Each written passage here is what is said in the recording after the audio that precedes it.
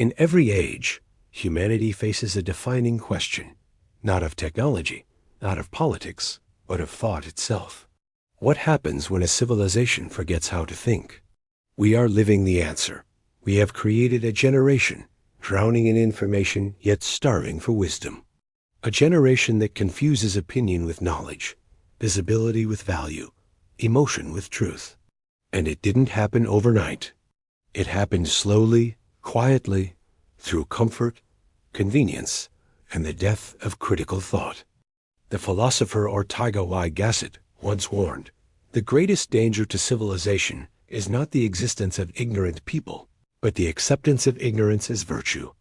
That is precisely where we stand today. In the age of connectivity, people are more divided. In the age of expression, people are less authentic. In the age of access to all human knowledge, people choose not to think. The age of noise. Our ancestors lived in silence. They worked, reflected, prayed, or fought, but in the quiet, they met themselves. Modern man cannot sit in silence for 5 minutes without reaching for a screen. A modern mind has been trained to avoid discomfort, to avoid depth, to seek only stimulation. Every second is filled with noise. Advertisements, algorithms, opinions, notifications. We no longer process reality. We scroll through fragments of it. Thinking requires friction. It requires stillness, patience, effort. But society has been engineered to remove all friction.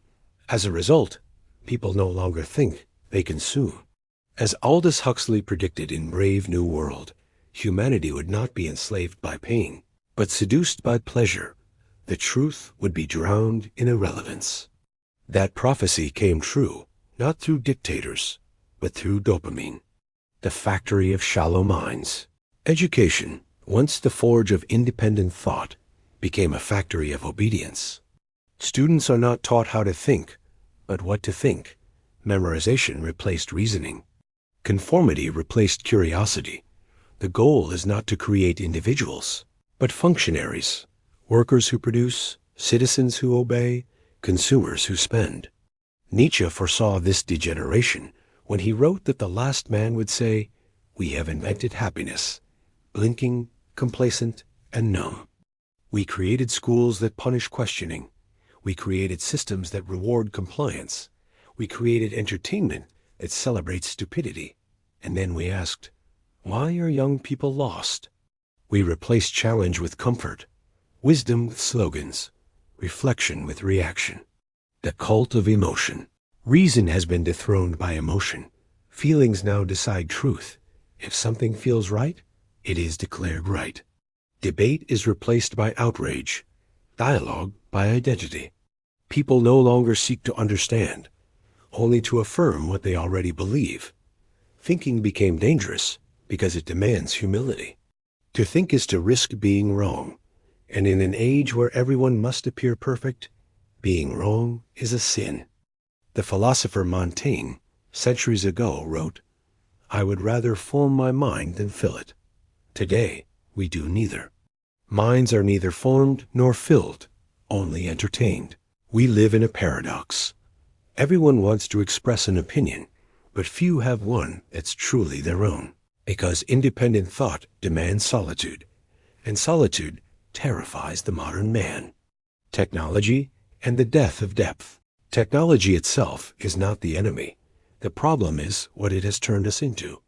Each scroll rewards the brain with dopamine, the same chemical linked to addiction. We are addicted not to pleasure, but to distraction. We no longer ask questions, we Google them. We no longer seek wisdom, we seek quick answers.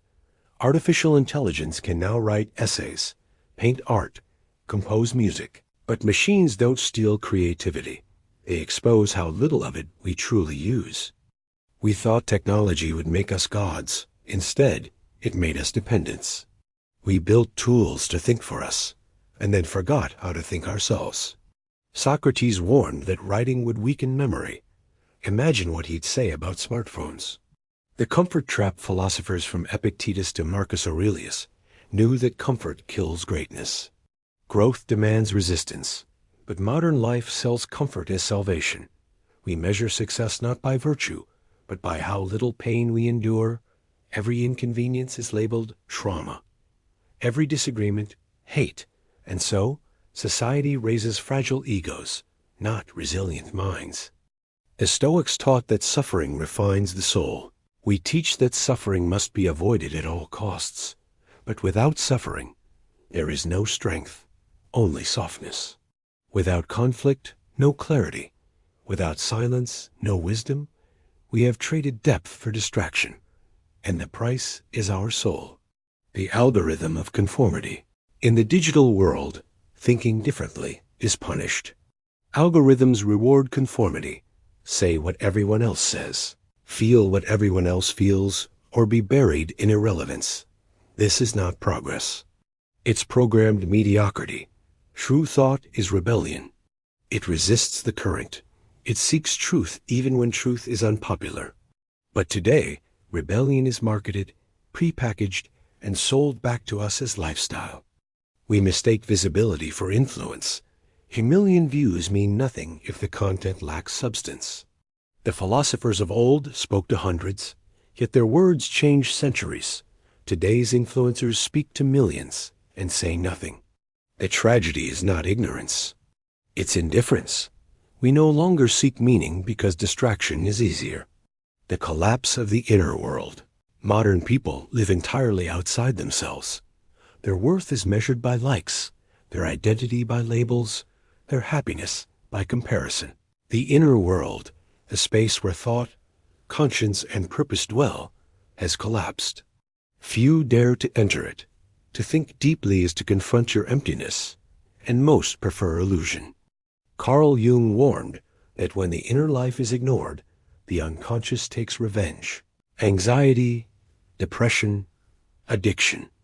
These are not merely diseases of the body, but symptoms of a world disconnected from meaning. The modern man runs from silence because silence reveals the truth. He does not know who he is. The myth of progress. We glorify progress, yet regress in thought.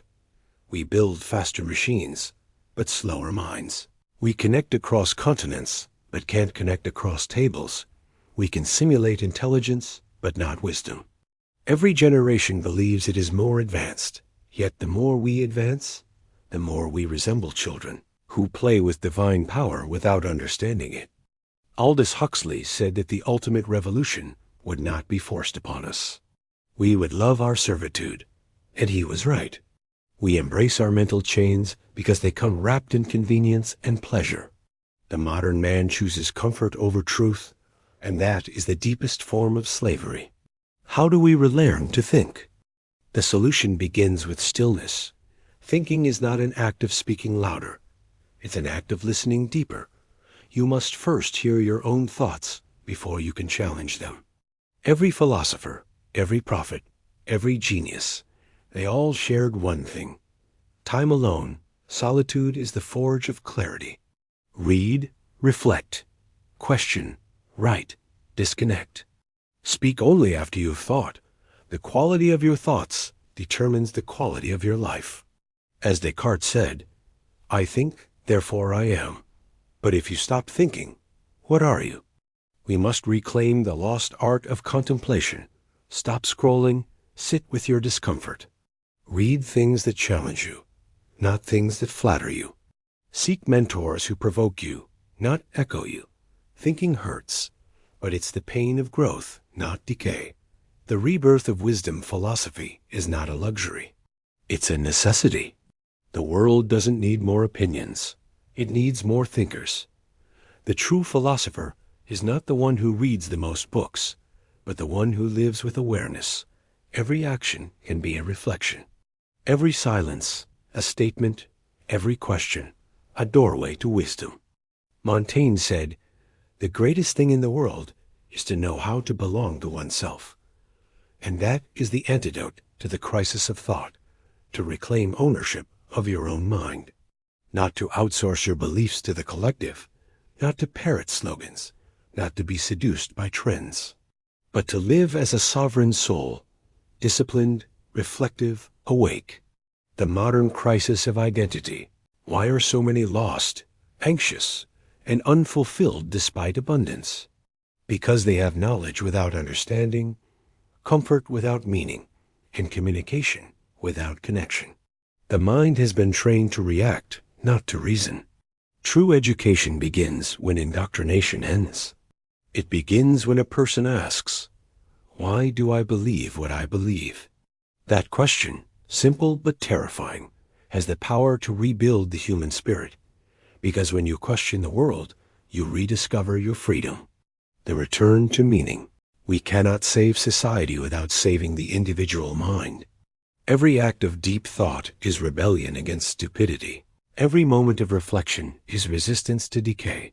To think is to live consciously, and consciousness is the greatest revolution of all. Nietzsche warned that whoever fights monsters must be careful not to become one. Today, the monster is ignorance, disguised as progress, wrapped in entertainment, spreading through comfort. The antidote is awareness. It is time to revive the inner world, to rebuild silence, to restore depth. The thinkers of the past left us the map. We have simply forgotten how to read it. The call to think again. You are not created to consume. You are created to contemplate. You are not designed to obey. You are designed to discern. Thinking is the highest act of rebellion in an age of distraction. To think clearly is to be free. So stop trying to keep up. Step back, observe, reflect.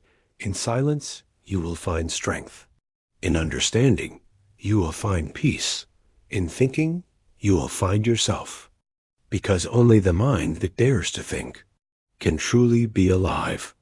If this message spoke to you, take a moment before reacting. Sit with it. Let it challenge you. And if you believe the world needs more thinkers, more depth, more truth, leave a like, share this video, and subscribe. Because revolutions no longer start with weapons. They start with minds that dare to think.